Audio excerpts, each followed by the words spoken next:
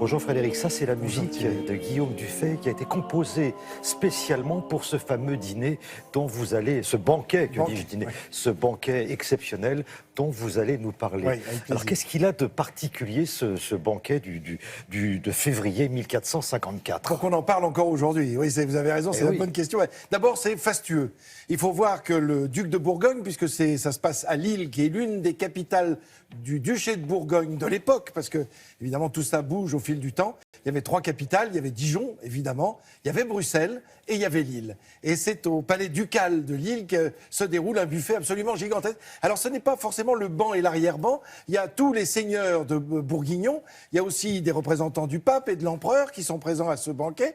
Et en fait on est en train de se passer, c'est-à-dire que les banquets se multiplient et on se passe le relais. Tiens, tu vas organiser un banquet et le but de ces banquets, c'est de fédérer les gens pour qu'on reprenne Constantinople aux Turcs qui viennent de s'en saisir l'année d'avant, en 1453.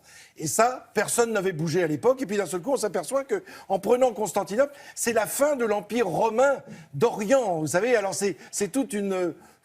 C'est vraiment une cathédrale qui s'effondre quand on apprend que ça disparaît complètement et que cet empire romain d'Orient n'existe plus au profit des Turcs qui s'installent à Constantinople. Qui règne à ce moment-là? Alors, en France, alors, on est entre Charles VI et Charles VII. D'accord. Donc c'est surtout Charles VII, mais Charles VII, il est dans des soucis indescriptibles, puisque vous le savez, c'est Jeanne d'Arc qui va l'aider à reprendre son trône. Donc on est vraiment dans c'est un des plus grands seigneurs de France que ce duc de Bourgogne, qui est le papa de Charles le Téméraire, c'est Philippe le Bon, et c'est un personnage haut en couleur, et il a évidemment la Toison d'Or, c'est lui qui a créé cet ordre de la Toison d'Or, et on le voit avec ce grand collier, cet ordre chevaleresque qui existe encore aujourd'hui, c'est l'un des rares qui existe depuis si longtemps, puisqu'il l'a créé dans les années 1430. Alors ce que je vous propose, c'est de regarder des images, on n'était pas là à l'époque évidemment, mais vous allez voir comment ce festin est assez extraordinaire, et qu'est-ce qui va se passer à la fin, c'est ça qui nous intéresse.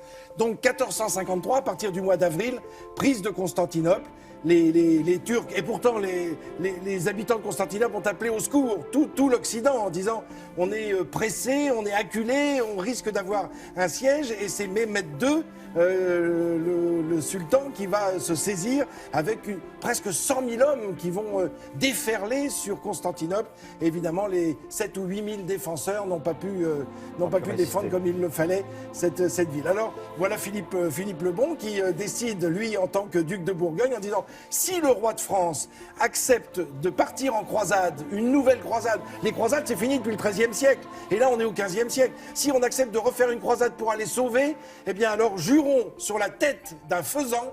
Voilà pourquoi ce banquet est appelé le vœu du faisan. Alors le faisan en question n'était pas vivant, il était mort, il est apporté à table. Regardez ces banquets absolument extraordinaires. On a installé des tréteaux, des tables dessus, car vous le savez, à l'époque, on est à l'extrême fin du Moyen-Âge et la salle à manger n'existe pas, donc on va dresser la table, c'est-à-dire on prend une planche que l'on met sur des tréteaux. Voilà pourquoi depuis on dit que l'on dresse la table, on installe de grandes nappes, et là on va manger, alors il va y avoir des plats assez extraordinaires, notamment beaucoup d'oiseaux, parce que les seigneurs de l'époque mangeaient principalement des oiseaux qui étaient les animaux qui étaient le plus près de Dieu. C'est très étonnant, on mangeait très peu de bœufs qui avaient les pieds sur terre, mais on mangeait beaucoup d'oiseaux, comme le paon, le cygne, et évidemment le faisan que l'on vient de voir. Il faudra du temps pour fédérer, si je puis dire, tout le monde, pour partir à Constantinople. Alors, en fait, à un moment, il y a un faisan avec un collier de diamants qui rentre pour être dévoré, pour être mangé par les convives. Et à ce moment-là, le duc de Bourgogne se lève et jure sur le faisan avec son épée, on l'a vu dans les images,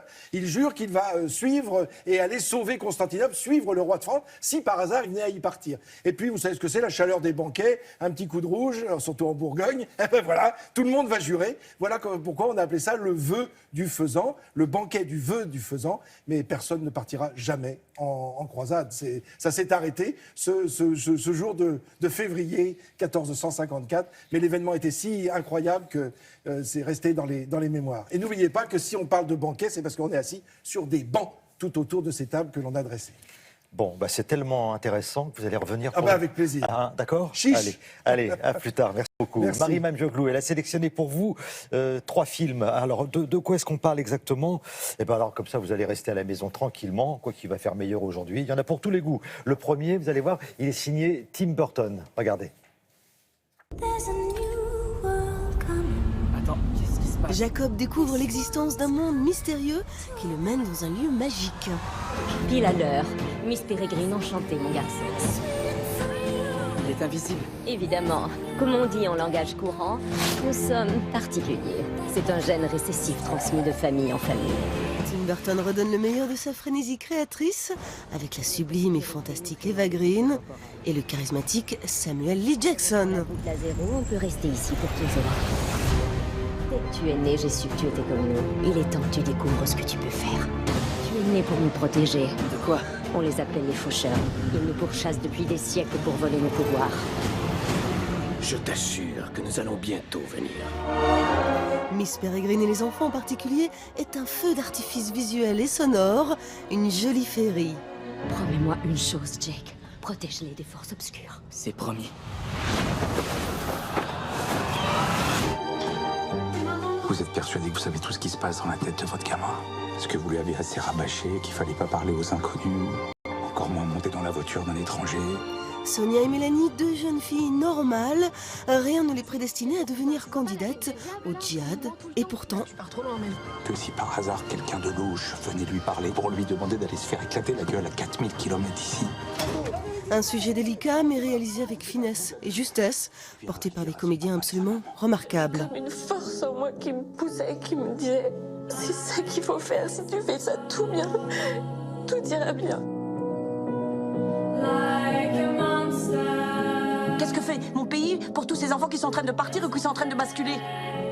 Le ciel attendra est signé Marie Castille-Mention-Char, un film aussi perturbant que nécessaire, un film à voir. Moi, j'essaye d'apprendre à vivre sans raisonnement, sans rationnel. C'est vraiment incompréhensible tout ça. What we created here may be unique in all of human existence. All the way to the top. We created a paradise. What we're doing out here is so incredible. Our kids are amazing. Mom needs to be in the hospital right now. Ben et Leslie ont tout quitté pour vivre au beau milieu des bois, jusqu'au jour où tout va basculer. We can't go to Mommy's funeral. We have to do what we're told. We want to see Mom. Grandpa can't impress us. Matros signe un feel-good movie poignant, servi par un formidable casting They have hot dogs. What's cola? et un Viggo Mortensen à tomber. Captain Fantastic est une petite pépite d'une belle humanité, un coup de cœur à voir absolument.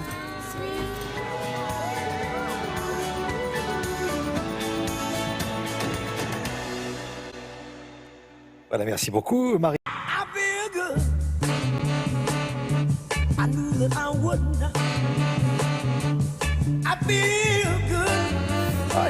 I feel good. Je ne sais pas si tout le monde se sent bien aujourd'hui.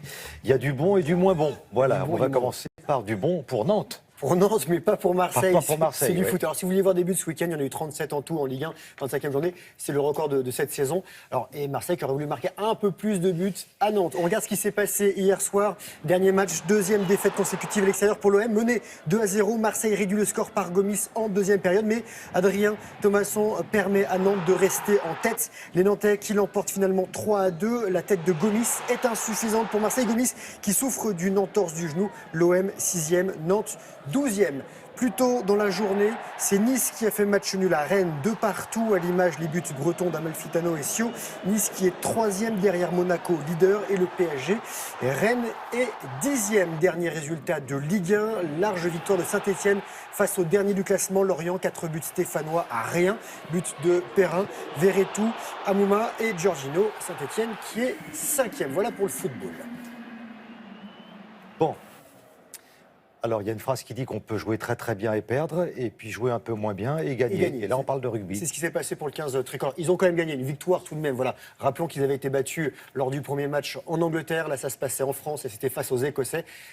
Bon, le match n'est pas extraordinaire, mais la victoire est là. Regardez, on va regarder au moins cet essai français. La France est imposée 22-16, 2 essais écossais contre un tricolore signé Gaël Ficou. La France qui a pu compter ensuite sur le talent, le pied de Camille Lopez, auteur d'une transformation et 5 pénalités. Merci à lui. Le 25 février, les Français affronteront les Irlandais. Et pour être complet en rugby, sachez qu'en top 14, Pau a battu hier Lyon 38-27. À 15, un petit mot de tennis avec l'équipe de France de Fed Cup, stoppée en quart de finale, battue hier en Suisse, 4-1. Lors du 4e simple, Pauline Parmentier a perdu face à Belinda Bencic. La Française 64e mondiale préférée Alizé Cornet pour ce match s'incline 6-3, 6-4 face à la Suissesse 81e du classement. Et la France, finaliste sortante, a également perdu dans l'ultime double qui a suivi. Et la Suisse jouera la Biélorussie en demi-finale. Pas de 4e titre à Montpellier pour Richard Gasquet. Le Français, 22e mondial, 30 ans, a été battu par l'Allemand Zverev de 11 ans, son cadet. Alexander Zverev, qui est 18e au classement ce matin. Il s'impose 7-6, 6-3 en 1h30 et il remporte son 2e titre sur le circuit. Voici la balle de match expéditive. À présent, du biathlon. À Orlfilzen, c'est en Autriche, ce sont les mondiaux et enfin de l'or pour Martin Fourcade. De l'or aux mondiaux, regardez ce qui s'est passé hier. Alors après l'argent en relais mixte et le bronze sur le sprint, Martin Fourcade s'offre l'or de la poursuite. Le biathlète pyrénéen obtient son 10e titre mondial individuel. Hier, il a devancé les Norvégiens Johannes Bö et Ole Einar Bjørndalen. Chez les dames, le titre pour l'Allemande Delmeyer, Justine Brezaz et Marie Dorin terminent 5 et 6e. Un petit mot de ski alpin avec le Suisse Beat Feut. Ce sont les mondiaux qui se passent à Saint-Moritz en Suisse. Et le Suisse, chez lui, a gagné cette descente. Il obtient le bronze. Il obtient l'or après le bronze il y a 2 ans. Le premier Français s'appelle Brice Roger et il s'est classé 10e. Et chez les dames, Stéphanie Gauthier, la Française, a terminé 25e. Du ski freestyle, on est encore sur la neige, ski cross, en jaune Arnaud Bovolenta et en bleu Johan Devasux qui sont respectivement 2 et 3e. Ça se passait à Idrefjord, c'est en Suède, étape de Coupe du Monde, victoire du Canadien Lehmann. En snowboard cross, parce qu'il y a encore beaucoup de sports de glisse, ça se jouait à Feldberg, c'est en Allemagne. Et la jaune, regardez, en jaune, c'est la Savoyarde Chloé Trespeuch qui termine 3e et qui s'offre son 3e podium de l'hiver. En 5 manches, la première, c'est la Tchèque Samkova. Et pour terminer, la glace avec Alexis Contin qui remporte l'argent aux mondiaux de patinage de vitesse. Et ce garçon, hier en Corée du Sud, il est arrivé 2e sur le mass start. Et les Bretons, licenciés à Cholet, il a été opéré de l'ablation d'une thyroïde, de la thyroïde il y a 2 mois. Donc un bon retour pour ce garçon. Merci beaucoup Grégoire, c'était complet comme d'habitude. On passe à l'emploi, la météo de l'emploi avec un concours assez étonnant. Vous allez voir ce matin, on va vous parler d'un concours ouvert aux jeunes collégiens, aux étudiants, aux lycéens. Vous allez voir, c'est très simple. Il s'agit d'un concours qui s'appelle « Je filme le métier qui me plaît ». Voilà, tout est dit dans le titre. C'est un concours avec un jury prestigieux puisque le réalisateur Costa Gavras en est le président. Alors, de quoi s'agit-il? Sophie Pignal.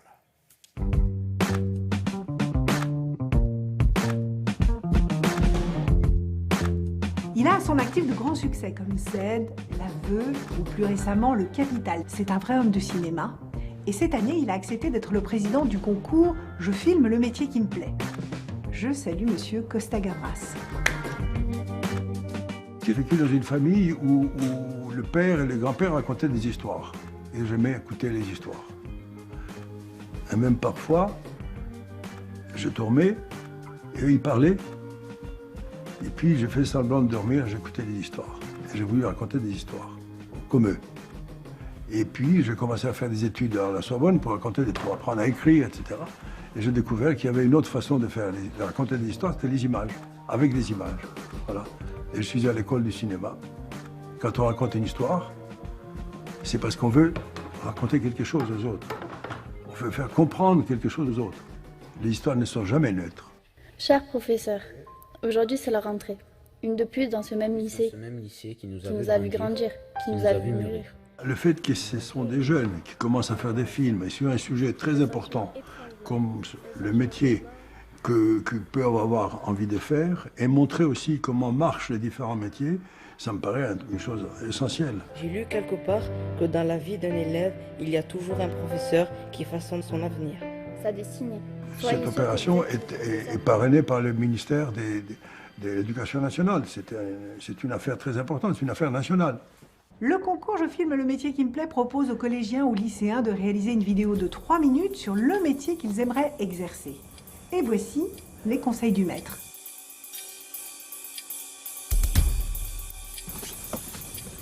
Désolé pour retard. Bonjour, c'est toi le nouvel apprenti? Oui. Un film, c'est fait avec une caméra, mais avant de arriver à la caméra, il faut écrire l'histoire sur papier.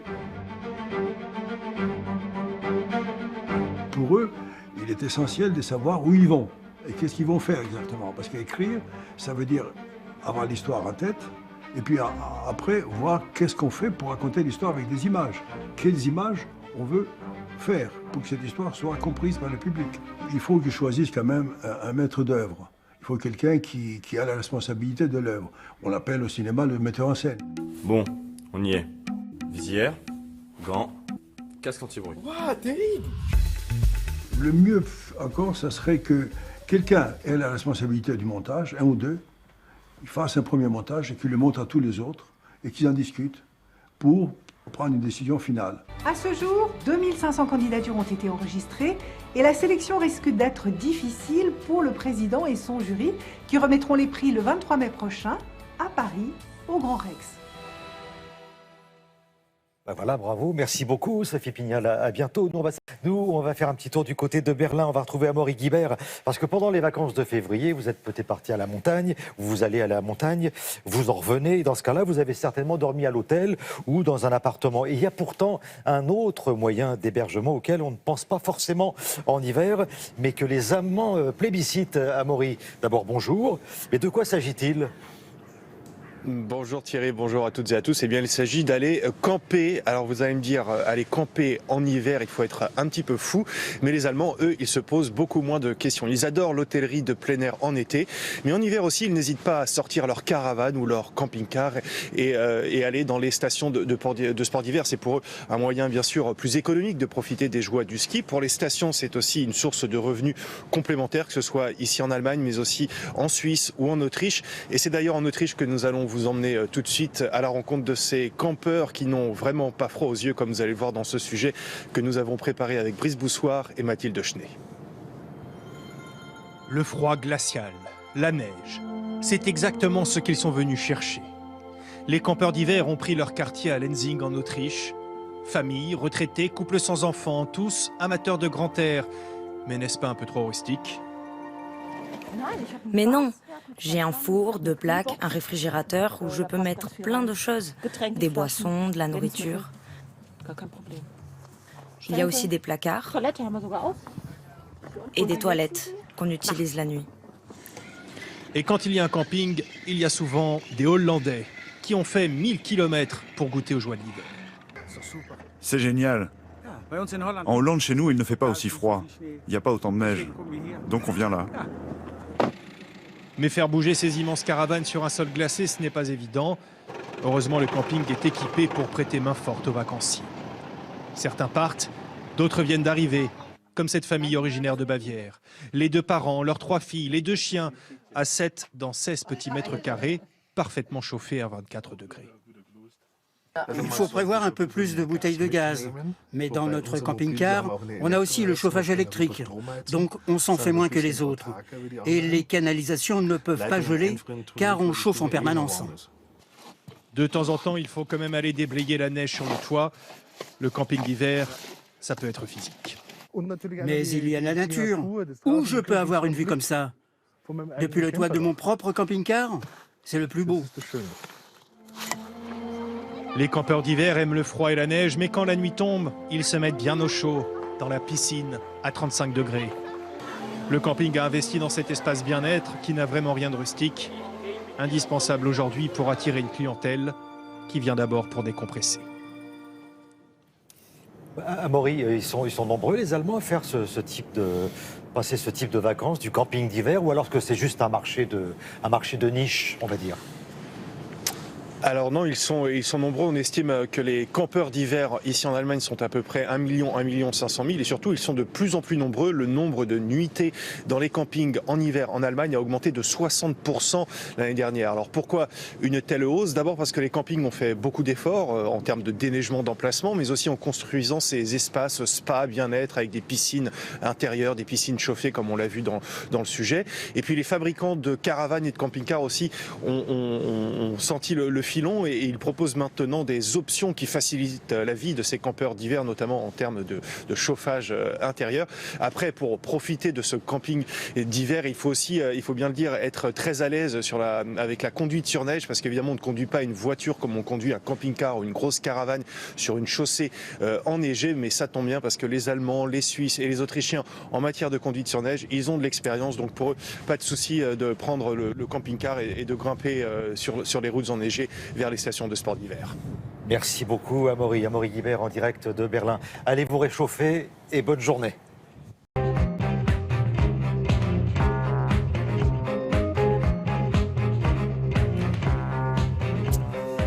Bonjour Frédéric, bon dites-moi, ça approche 10 semaines, on est à 10 semaines de la présidentielle, enfin du premier tour de la présidentielle 23 avril. Et Libération résume l'impression que donne cette campagne. Regardez, c'est une campagne au-delà du réel, nous dit Libération. Complètement imprévisible, c'est sans doute la première fois que le jeu se joue entre non pas 2 ou 3, mais 4, voire 5 candidats crédibles, entre François Fillon qui est englué dans les affaires, Benoît Hamon qui au contraire revient de loin, Marine Le Pen numéro 1 dans les sondages, mais juste derrière elle, Emmanuel Macron qui pourtant était un inconnu il y a 4-5 ans, Emmanuel Macron.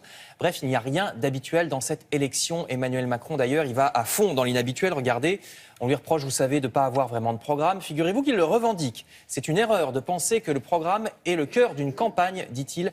La politique, c'est aussi un style. Alors évidemment, c'est un peu de la provocation de dire ça, mais si, nous avons un programme, déclare derrière son équipe à Emmanuel Macron. C'est dans le journal La Croix. Nous voulons créer une sécurité sociale professionnelle pour que tout le monde puisse toucher le chômage, y compris les indépendants, disent-ils. Indépendants qui, vous le savez, sont de plus en plus nombreux avec ce qu'on appelle l'ubérisation. L'équipe Macron veut aussi qu'on puisse toucher le chômage, même quand on démissionne, ce qui n'est pas le cas aujourd'hui. Les entreprises seraient incitées à embaucher en CDI avec un système de bonus et malus sur les cotisations. Les soins optiques et dentaires seraient remboursés à 100%, c'est ce qu'ils veulent.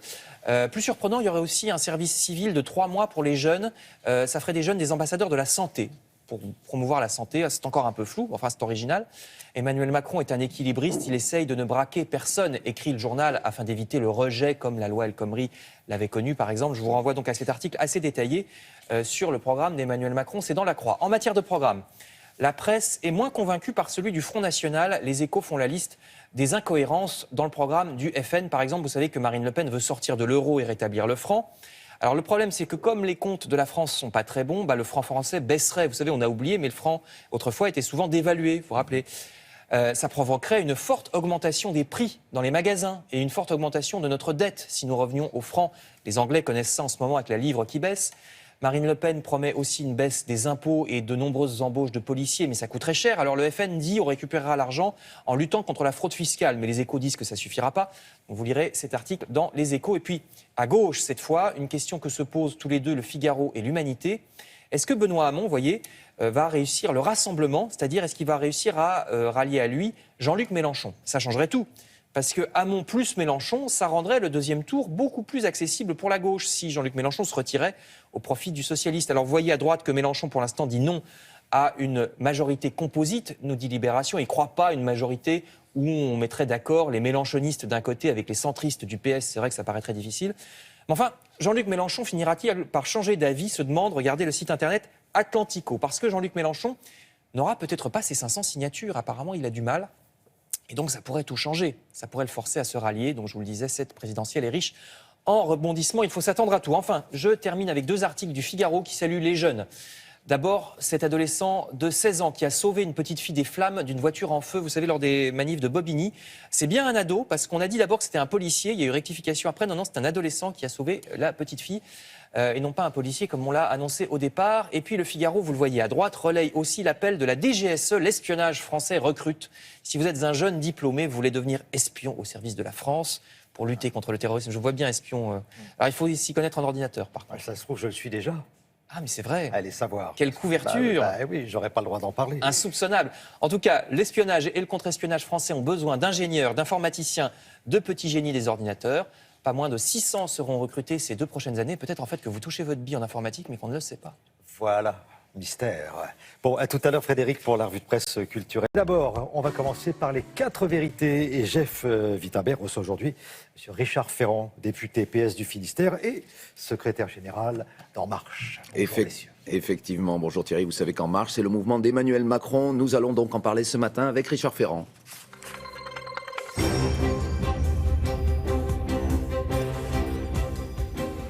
Et effectivement, bonjour Monsieur Ferrand. Bonjour.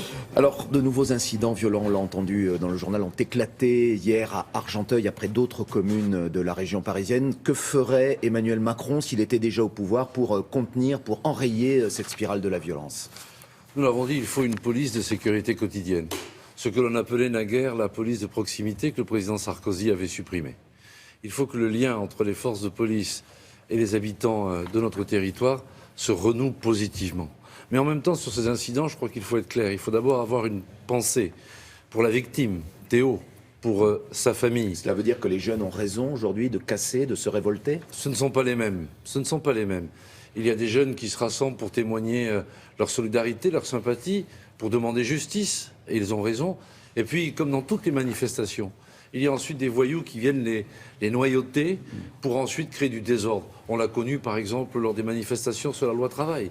C'est toujours la même volonté de voyous, de délinquants, de s'emparer d'une cause pour laquelle on manifeste en liberté pour ensuite casser. Pensez-vous en tout cas que ce climat va influer sur la campagne électorale et notamment donner des arguments, du carburant à Marine Le Pen qui dénonce aujourd'hui l'insécurité en France et le laxisme notamment de l'État? Oui, vous savez, c'est son fonds de commerce que de réutiliser les crimes, les drames, les violences pour essayer de diffuser la peur et d'attirer les Françaises et les Français vers eux. Mais moi j'ai confiance dans la lucidité des Françaises et des Français pour ne pas se laisser avoir par, au fond, ces manipulations permanentes. Alors, sondage après sondage, Emmanuel Macron semble devoir se qualifier pour le second tour face justement à Marine Le Pen dans la présidentielle. Et pourtant, on ne connaît toujours pas ni son programme, ni le chiffrage des mesures qu'il va proposer. Comment ça se fait qu'il arrive après tous les autres? Vous savez, nous avons une méthode que nous avons d'ailleurs annoncée dès le mois de septembre. C'est d'abord de dégrainer, si je puis dire, progressivement les solutions que nous mettons sur la table, de les mettre en débat avec les comités locaux de notre mouvement. Il y en a plus de 4000. Songez qu'aujourd'hui, on a dépassé les 190 000 adhérents. Et ensuite, de confronter ça à des experts, etc. Donc, nous avons déjà fait des propositions sur l'emploi, sur l'agriculture, sur la culture, sur l'éducation, sur la santé. Le chiffrage, le cadrage budgétaire, c'est pour la semaine prochaine. Et l'intégralité du programme, ce sera pour début mars. Alors, je sais qu'il y a une grande impatience pour que tout soit donné de manière complète. Vous pensez que c'est ce qui fait aussi une part de son succès, le fait qu'on n'ait pas un programme en bonne et due forme et qu'on ait finalement un air du temps? Par exemple, je vous pose une autre question. Monsieur Macron a encore fait la couverture de Paris Match la semaine dernière. Est-ce que cela ne fait pas un petit peu beaucoup? On a l'impression que c'est un candidat qui joue beaucoup sur l'image avant de jouer sur les propositions. Monsieur Wittenberg, c'est pas Monsieur Macron qui est le rédacteur en chef de Paris Match. Quand Paris Match fait des couvertures avec Monsieur et Madame Macron, ils vendent beaucoup. Donc ils y prennent goût. Mais ce n'est pas nous qui le décidons, ce n'est pas nous qui le choisissons. Donc, et ce n'est pas gênant d'avoir un candidat qui fait vendre du papier glacé plutôt que ça montre faire que les des Françaises et les Français s'intéressent. Quant à nos propositions, début mars, toutes seront sur la table. Et je suis certain que votre impatience sera alors satisfaite. Mais je voudrais quand même citer un exemple concret de ce que nous avons proposé. Il y en aurait des dizaines et des dizaines. Quand nous disons qu'il faut aujourd'hui que l'allocation chômage puisse être ouverte à celles et ceux qui entreprennent, par exemple des agriculteurs, par exemple des commerçants, et qui échouent, parce que cela peut arriver, parce qu'échouer, c'est d'abord avoir essayé.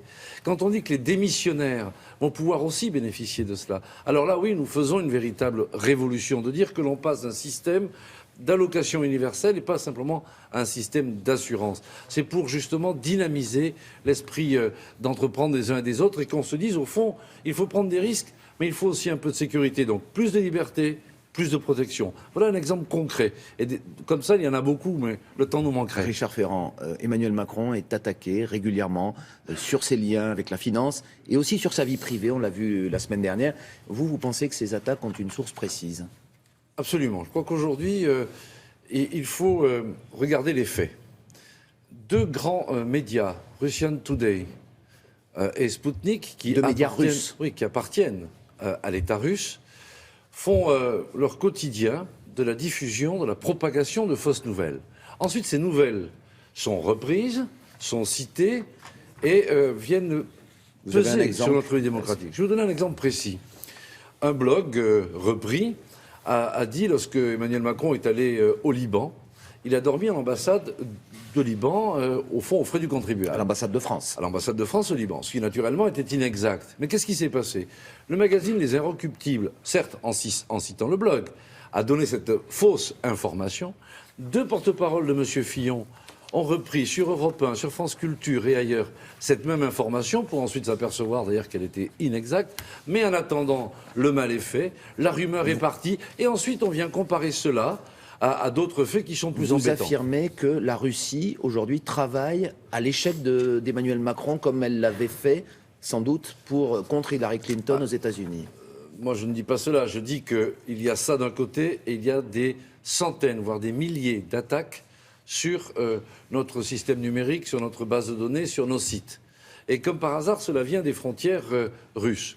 Moyennant quoi, nous, ce que nous demandons solennellement, c'est que les plus hautes autorités de l'État se saisissent de ce phénomène pour garantir qu'il n'y aura pas d'ingérence d'une puissance étrangère dans notre vie démocratique. Voyez-vous, les Américains s'en sont aperçus, mais trop tard. Lorsqu'il y a eu des rumeurs, Mme Clinton est malade, ou le FBI souhaite l'entendre, etc. Ça a été trop tard pour le démentir. Mais pourquoi le Kremlin, pourquoi la Russie voudrait s'en prendre à Emmanuel Macron, selon vous? Sans doute parce qu'ils savent que Emmanuel Macron veut une Europe forte, veut une Europe qui se développe et une Europe qui pèse lourd, y compris face à la Russie, là où d'autres, eux, d'abord sont plus familiers, plus amicaux du régime russe. Lesquels et vous par pensez ailleurs, à qui? Lesquels le régime russe voudrait favoriser aujourd'hui? Il est clair que l'extrême droite et la droite et leurs candidats sont plutôt bien vus. Voilà ce qu'on peut dire. Tandis que nous promouvons une Europe forte, une Europe puissance, et évidemment, objectivement, un certain nombre de médias russes, manifestement, n'en veulent pas. Alors, Richard Ferrand, vous défendez, on l'entend bien ce matin, Emmanuel Macron. Pourtant, vous êtes toujours député socialiste. Jean-Christophe Cambadélis, le numéro 1 du PS, l'a promis. Ceux qui parrainent Emmanuel Macron seront exclus. Donc, vous n'aurez pas l'étiquette socialiste pour vous représenter. Est-ce que cela vous gêne, au fond? Vous savez, moi, je viens d'une circonscription rurale, Carhaix, Châteaulin, Crozon. Il y a beaucoup... dans le Finistère. Voilà, il y a beaucoup de producteurs agricoles. Donc moi, je suis favorable à l'étiquetage de l'origine des viandes. Ensuite, mes convictions, moi, je sais lesquelles elles sont. Je sais pourquoi je suis engagé aux côtés d'Emmanuel Macron. Et donc, l'étiquetage ne m'intéresse pas à cet égard-là. Ça veut dire que vous n'êtes plus socialiste? Je le suis, mais je n'ai pas besoin d'une étiquette pour avoir des convictions claires, pour les porter depuis 20 ans et pour continuer aujourd'hui à les porter, mais d'une manière qui soit plus efficace, d'une manière qui dépasse les clivages, qui permette de rassembler. Car voyez-vous, la démarche d'Emmanuel Macron, elle est à la fois lucide et courageuse. Lucide, parce qu'elle porte un regard sur le monde qui est celui de la réalité, avec la passion du concret, et en même temps courageuse, parce qu'au fond, la démarche qu'il a menée, il faut un certain courage pour le faire. J'ai bien vous entendu. Merci beaucoup. Richard Ferrand, c'est à vous. Thierry, très bonne journée. Merci beaucoup, messieurs. Bonne journée.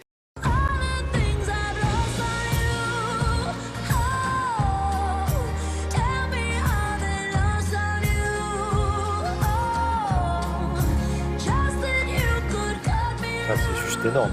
Lost on You LP pour accueillir Brigitte Fanny-Cohen et pour parler des peurs et des phobies. Et là, je salue les parents qui nous regardent, qui sont peut-être concernés. Bah oui, parce que les enfants, les adolescents, on passe tous à un moment donné par les peurs, les phobies. Bon, on va en parler.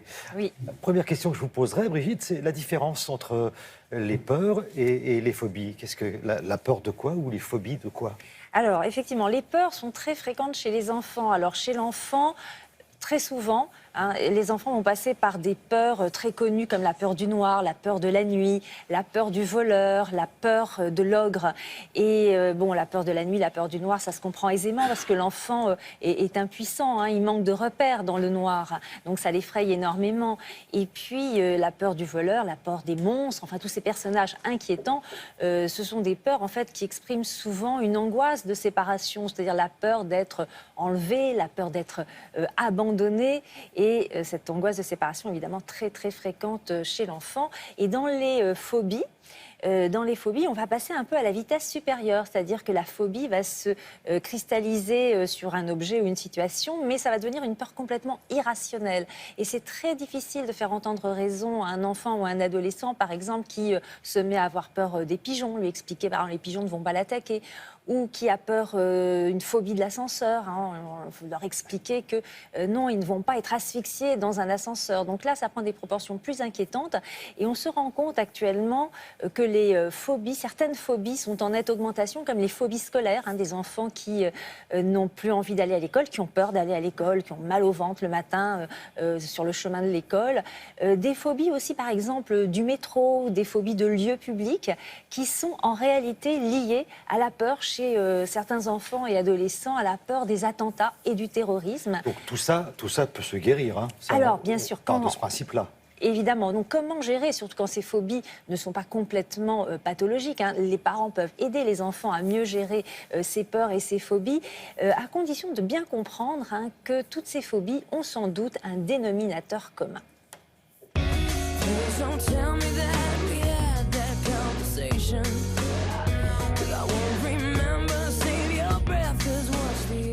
On peut dire qu'il y a un dénominateur commun aux phobies des enfants et des adolescents. Ce qui se joue à ce moment-là, c'est un renoncement et la nécessité de passer à une autre étape. L'enfant, entre 0 et 3 ans, il est dans la toute-puissance et à partir de 3 ans, il doit y renoncer. L'adolescent, il doit renoncer au lien infantile qu'il a à ses parents pour devenir petit à petit adulte. Ces changements qui les plongent un petit peu dans l'inconnu, ça va susciter de l'angoisse. Et dans la phobie, l'angoisse, elle va se cristalliser sur une situation entre 3 et 6 ans. C'est en gros les phobies des ogres, des cambrioleurs, des personnages comme ça inquiétants, ou la phobie du noir, beaucoup. Les phobies des adolescents sont des phobies qui sont plutôt concentrées sur le corps. La peur, par exemple, d'avoir des seins trop gros et des cuisses trop maigres, etc. Et puis tout ce qui concerne l'école.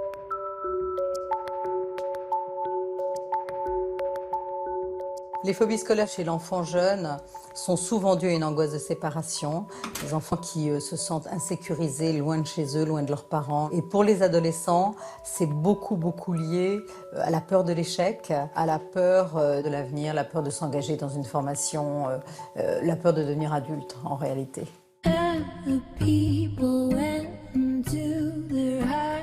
Dans toute phobie, l'évitement renforce la peur. Le petit enfant qui va pleurer pour aller à l'école, si on ne le met pas à l'école, sa peur va augmenter. Et donc, il faut être à la fois dans la bienveillance, mais aussi dans une certaine fermeté pour qu'il se confronte à la situation qui lui fait peur. Et pour l'adolescence, ça va être un peu pareil, même si c'est plus compliqué et que souvent, il faut se faire aider. Les enfants et les adolescents ont été marqués par les attentats et les images violentes. Ça a développé chez certains de véritables phobies, comme par exemple l'angoisse que leurs parents sortent le soir et qu'ils ne reviennent pas. Donc il y a une angoisse de mort et de séparation qui a décuplé chez certains. Il y a aussi, on repère l'angoisse de prendre le métro, d'aller dans des grands magasins, qui correspond à une agoraphobie. Et chez les plus petits, les terroristes ont remplacé les figures terrifiantes des voleurs et des cambrioleurs. Les parents peuvent écouter, là encore, l'angoisse de leurs enfants, mais pas rentrer dans leur logique. Leur dire que, oui, le terrorisme existe, mais qu'on continue de vivre. Et pour les plus petits, le message, c'est on est là pour te protéger. C'est vraiment renforcer son sentiment de sécurité qui est très vite ébranlé. Pour résumer, il faut se dire que ces étapes sont parfois structurantes. Ça permet aussi à l'enfant de grandir. Bien sûr, ces peurs, ces angoisses, voire ces phobies, si elles ne sont pas invalidantes et trop pathologiques, elles vont aider l'enfant effectivement à avancer dans la vie, dans son développement. Ça va l'aider à se structurer. Mais bien sûr, quand on arrive à la phobie vraiment qui empêche de vivre, là, il faut se faire aider. Absolument. Ça, c'est sûr. Et si vous voulez en savoir plus sur ce sujet, je vous conseille le livre de Béatrice Copper-Royer, Enfant anxieux, enfant peureux, et c'est aux éditions Albin Michel. Merci Brigitte. De septembre au mois d'août, faudrait des bottes de caoutchouc pour patauger dans la gadoue, la gadoue, la gadoue, la gadoue. Ces bottes de caoutchouc, on est bien content de les avoir. Elles ne sont pas jeunes, mais elles sont toujours en très bon état. Elles ne sont pas jeunes, mais elles ne vieillissent pas. Voilà, 160 ans, c'est ça? Mais oui, elles sont nées en 1853, donc si on fait le calcul, ça fait effectivement un peu plus de 160 ans. Et toujours d'actualité, c'est-à-dire c'est la botte de travail, de chasse, de pêche, la botte agricole, mais c'est aussi la botte qu'on a à la maison quand il pleut, Évidemment, à la campagne, je crois que toutes les maisons qui disposent d'un petit bout de terrain, il y a au moins une paire de bottes en caoutchouc dans un placard qu'on se prête, vous savez, oui, ou qu'on laisse devant la porte. Oui, exactement, qu'on laisse devant la porte.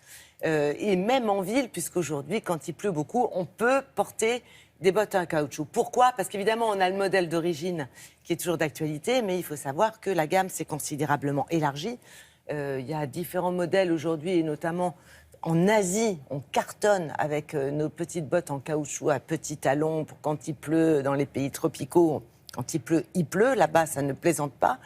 Et l'autre originalité de la botte en caoutchouc en France, c'est que c'est toujours fabriqué en France depuis donc plus de 160 ans, de façon artisanale, de façon manuelle, avec des étapes qui sont toujours les mêmes. Finalement, pas grand-chose a changé. Nous sommes allés sur place visiter, regarder ce savoir-faire dont on peut être fier.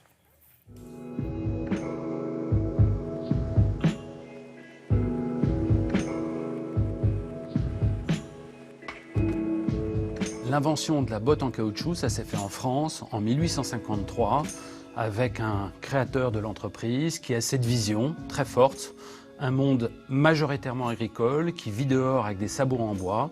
Et il leur propose, grâce à ce processus de vulcanisation qui vient d'être inventé, de créer des bottes en caoutchouc qui sont des chaussures montantes, protectrices et bien sûr imperméables. Et c'est comme ça que l'aventure commence en France, près de Montargis.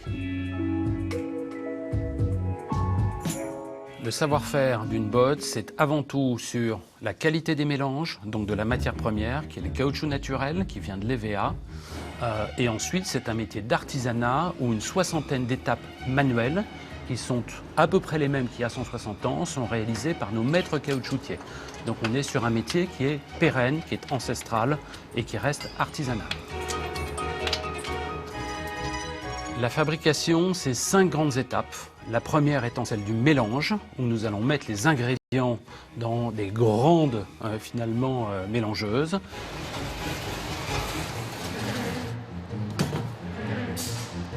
C'est ensuite le calendrage, où le caoutchouc va être travaillé sur les épaisseurs dont nous avons besoin. C'est ensuite la préparation, des différents éléments que nous allons ensuite assembler sur une forme métallique, avec des couches successives. Ça va ensuite terminer dans un four, ce qu'on appelle l'autoclave, pour que le caoutchouc prenne sa forme définitive figée. Et on termine par la finition, où toutes les étapes de contrôle qualité vont être faites. On a développé une grande palette de couleurs, de formes, de motifs, de hauteurs. Et on est passé de quelques modèles, où une innovation arrivait peut-être tous les 10 ans, à aujourd'hui 200 variétés différentes qui sont fabriquées chaque saison dans notre atelier ici à Châtellerault. L'export, ça représente désormais plus de la moitié de notre activité et même les 3/4 de nos magasins qui se trouvent en Asie. Notre clientèle là-bas est très exigeante.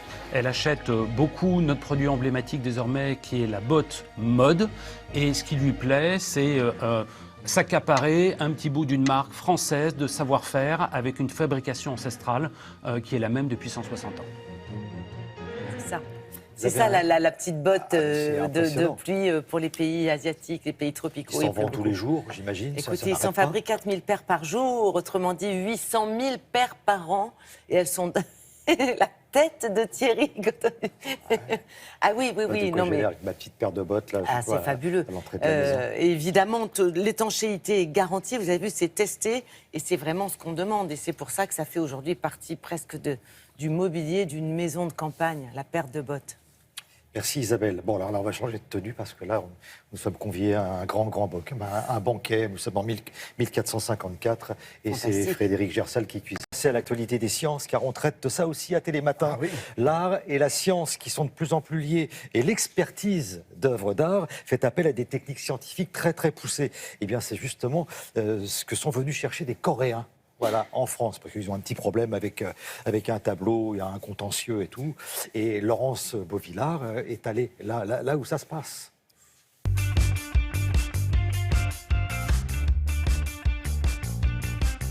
Ça, c'est peut-être un Picasso.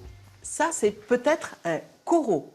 Je dis peut-être parce que nous sommes ici dans un laboratoire d'expertise des œuvres d'art. Et dernièrement, on est venu les chercher pour un tableau d'une artiste coréenne, The Wonderful Woman.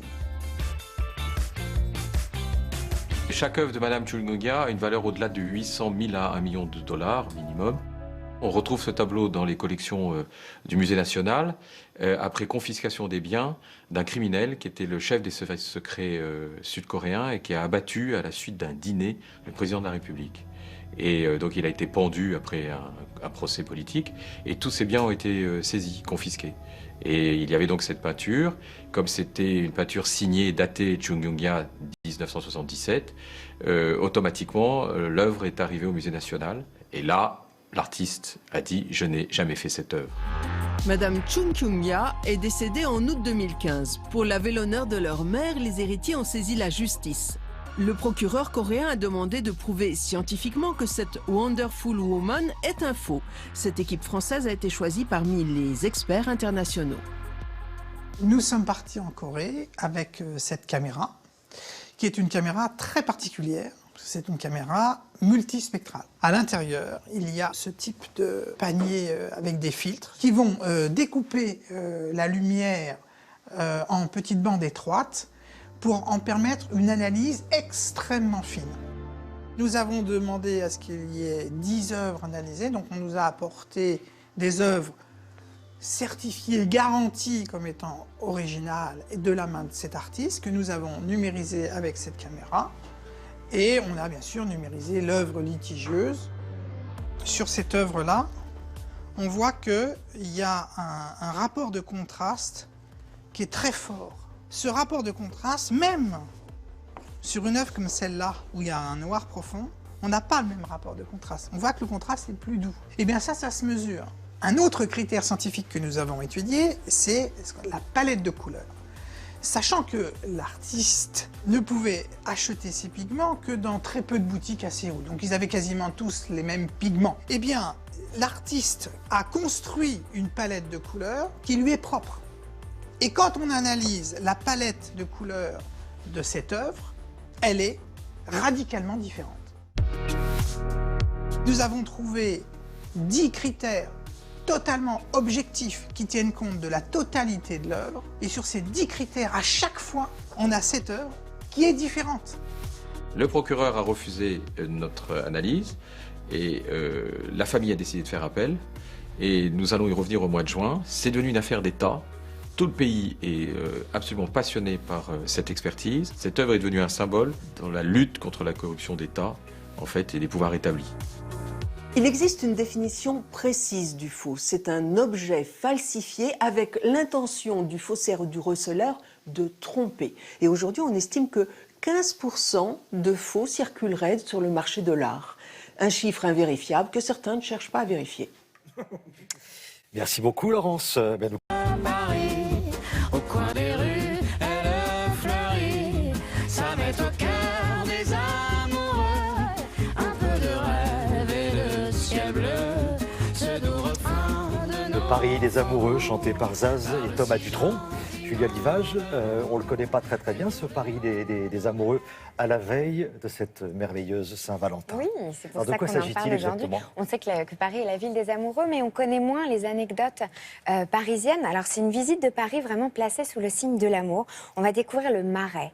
Alors, le Marais, ses rues, ses auteurs, comme Madame de Sévigné, Victor Hugo, et ses hôtels particuliers. Et en fait, chaque lieu va nous donner, ça va être le prétexte de découvrir une histoire, une anecdote ou même une explication de mots, de langage français qui vient du langage amoureux. Et dans chaque lieu qu'on va découvrir, on va découvrir une histoire. Alors du coup, au fil des rues, on va parler du triangle amoureux d'Henri II, Diane de Poitiers, Catherine de Médicis. Et puis, on va découvrir, grâce à Madame de Sévigné, les vertus aphrodisiaques du chocolat qui a été découvert à l'époque. Et elle en parle dans les lettres qu'elle écrit à sa fille.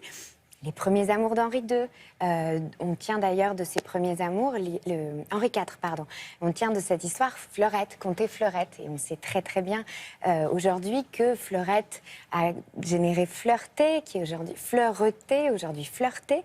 Et cette histoire donc, de jeune femme qu'il a rencontrée, son premier amour, Henri IV, qui s'appelait Fleurette, une jeune femme, jeune fille de jardinier, à qui il a essayé de conter bien des choses. Et donc c'est pour ça on parle de Contes et Fleurettes aujourd'hui. On va découvrir tout ça dans cette visite. Alors, je précise que cette visite, elle démarre maintenant pendant la Saint-Valentin, mais qu'elle va se poursuivre toute l'année. C'est pas seulement une visite que vous pouvez faire dans ces prochains jours.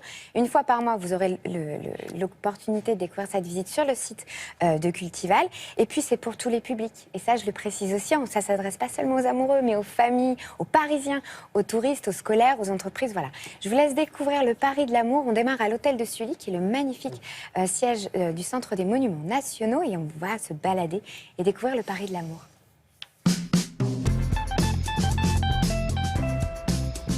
Il faut que vous sachiez, avant toute chose, qu'il y a autant d'histoires d'amour que d'êtres humains sur Terre. Dans le cadre de la Saint-Valentin, nous avons créé une visite thématique autour des histoires d'amour.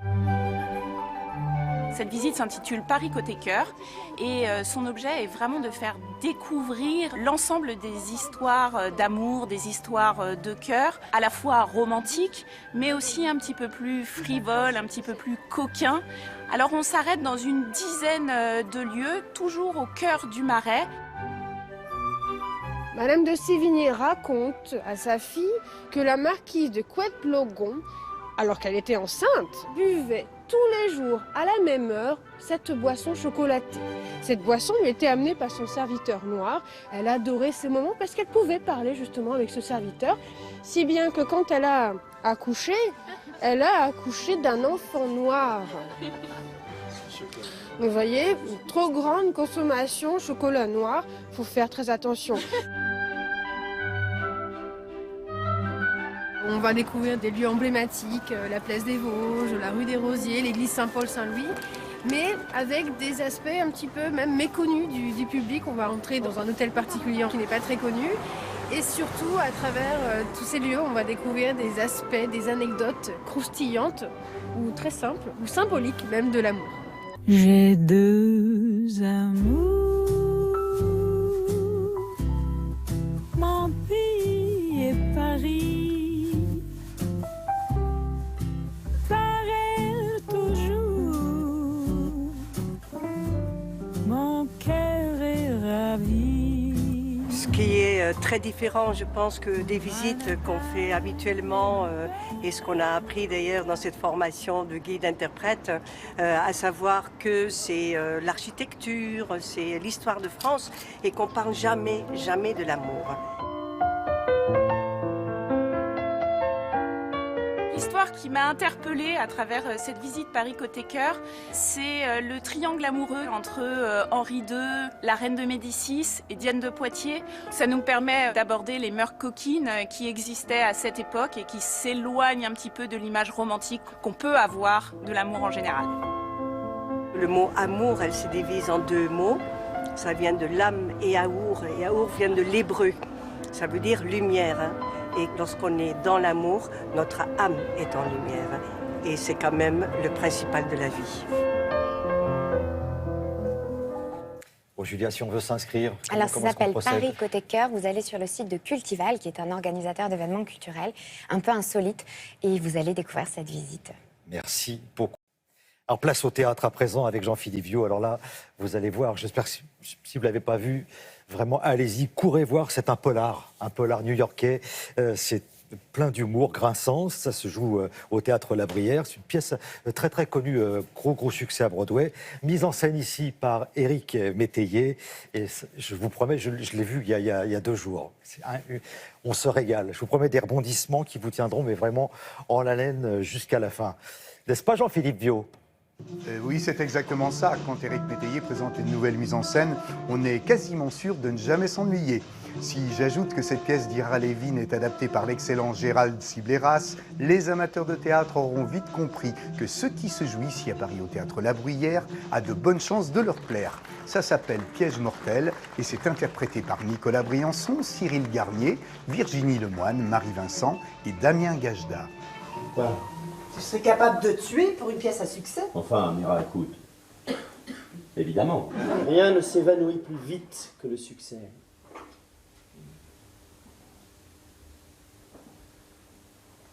Ah, c'est pas mal ça. un auteur de théâtre policier qui, depuis 18 ans, est un peu en panne d'inspiration. Un soir, reçoit la pièce très prometteuse d'un jeune auteur qui l'invite chez lui et il se pose la question de savoir si on débarrasse la planète de ce jeune homme. Est-ce qu'il serait possible éventuellement de récupérer ce chef-d'œuvre de façon à relancer sa carrière? Pourquoi tant de douleurs en vous, chère petite madame? Non, tout va bien. Non, je vois la douleur en vous. Paul, il n'a pas dit pour moi, je suis Edgar Dorp. Je suis le grand voyant. Une grande voyante. L'intention, c'était vraiment de retrouver le plaisir de la surprise, le plaisir du frisson, le plaisir de qu'est-ce qui va se passer. Au milieu de ça, j'aime bien évidemment saupoudrer de rire. Je pense que c'est ça qu'a voulu l'auteur. Tu n'es pas obligé de me surveiller. Je n'assassine que les nuits de pleine lune. J'aurais bien aimé que tu emportes le potager avec toi, mais c'est impossible. Jusqu'où un auteur est-il prêt à aller pour arriver à ses fins? La réponse se trouve évidemment là, au travers de ses malicieux coups de théâtre. L'évidence n'est pas toujours ce que l'on suppose, la preuve ici dans ce surprenant et amusant piège mortel. M-E-R-D-E. Il y a une grande différence entre un cadavre couché sur le papier d'une machine à écrire et un cadavre couché dans ton salon. Un piège mortel? Un piège mortel. Un piège mortel. Mon personnage est une femme très amoureuse, très admirative de son mari, à tel point qu'on peut imaginer qu'elle ne le fait pas beaucoup avancer, parce que quoi qu'il écrive, c'est formidable. Et elle tient un peu les cordons de la bourse aussi. Laisse tomber ta pièce. Sur la voyante. Qui retrouve les criminels derrière la machine à laver. Elle s'ouvre pas, donc... Ça, c'est très curieux, parce que hier, ça fonctionnait, je les ai graissés ce matin. Ah bah, ça prouve que je suis pas Houdini. C'est la première fois où je me suis fait surprendre moi-même à la lecture. On a tendance à faire, oui, bon, alors d'accord, puis je pense que, bah oui, bah voilà. Et puis, bah là, et ça se termine bien, elle est bien cette pièce. Là, quand je l'ai lue, j'ai fait, oh non, oh merde, oh quoi, oh la vache, à chaque fois. Il va y avoir un beau orage. Beaucoup de vent, des arbres ils vont tomber, des tonnerres, des éclairs. Vous êtes sûr? Et en ils l'ont dit à la météo.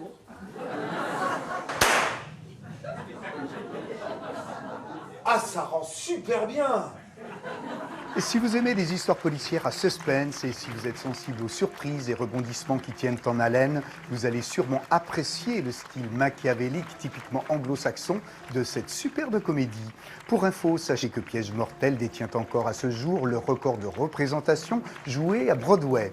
Sidney Lumet en fit d'ailleurs un succès, souvenez-vous, c'était au cinéma avec Michael Caine et Christopher Reeve en tête d'affiche.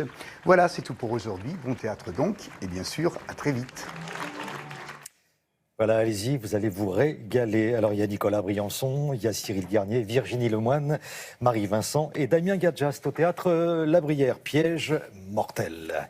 Charlotte, alors, à l'occasion des vacances scolaires, Julia, qui est avec nous, nous propose un festival de cinéma, justement, Charlotte, tout neuf. Oui, tout neuf, c'est la première édition de ce festival de cinéma pour enfants qui démarre le 15 février et c'est jusqu'au 28. Première édition destinée aux enfants qui va retracer toute l'année de cinéma pour enfants sur plusieurs semaines et c'est dans toute la France, je le précise. Pour avoir plus d'informations sur les séances, vous allez sur le site de Télérama. Ce que vous découvrez là, c'est la bande-annonce du festival réalisée par deux jeunes youtubeurs complètement déjantés qui s'appellent Jaja Poupou, qui sont pleins de talent.